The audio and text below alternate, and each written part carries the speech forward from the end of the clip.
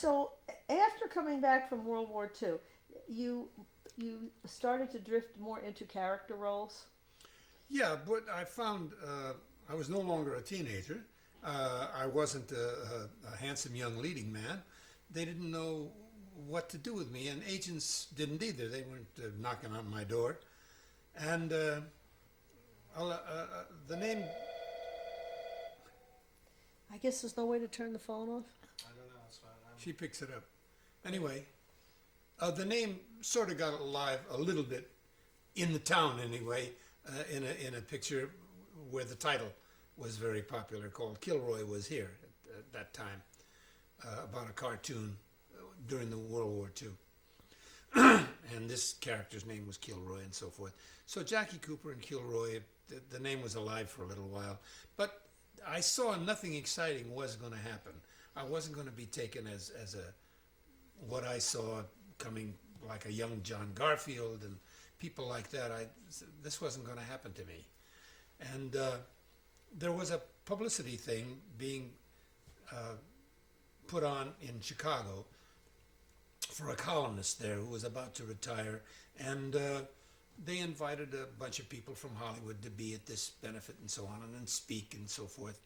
And it was going to be on this live on this new thing called television, and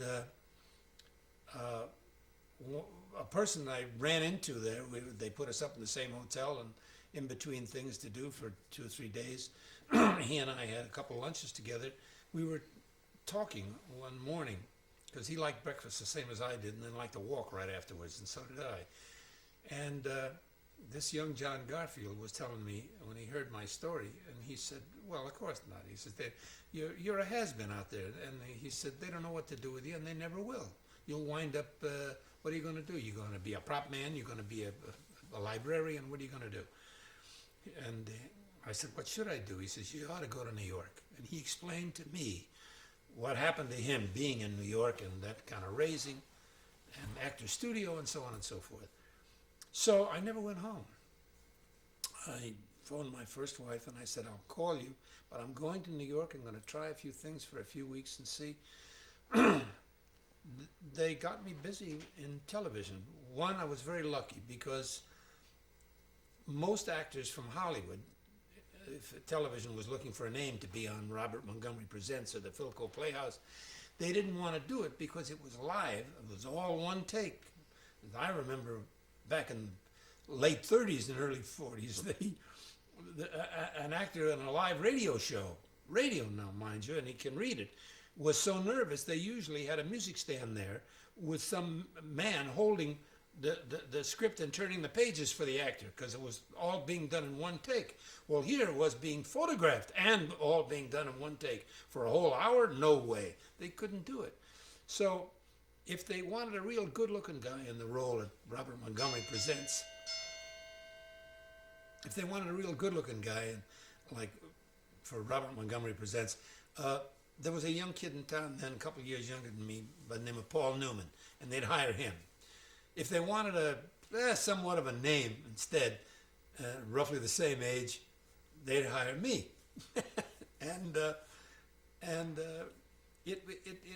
it got to be a very, very good experience, and I got to play all different kinds of things I really enjoyed. I got to play a drunk, I got to play an older guy, got to play a mean guy, I got to play a nice guy, got to play a southern guy, got to play an Irishman where I could do dialects, and that excited them.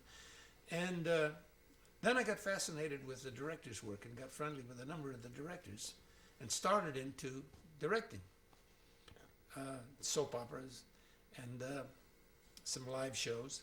And then I got offered, through being seen in these television shows, a television series.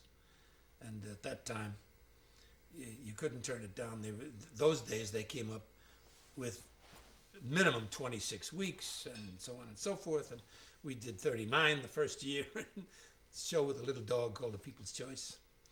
And it ran 3 years.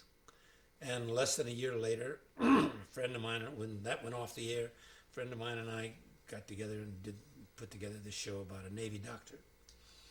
And indeed was also in those days considered very successful, and it ran 3 years as well. And there again, I was directing most of those shows as well as starring in them, and I really enjoyed that part of it. And doing one thing or the other broke it up for me nicely, where I couldn't get bored with the other, because you were on the same stage and working with the same people and very much the same dialogue all the time. And then, so when the second series went off the air, I'd been very lucky and had some very good business management and put away some more money, and what was I going to do? So I appeared in a few programs here and there, and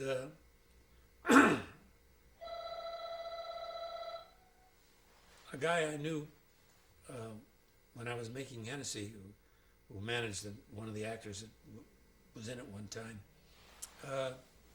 he got a job at Columbia Pictures in this television portion of Columbia called Screen Gems, and they were looking for a new head of that division of the production.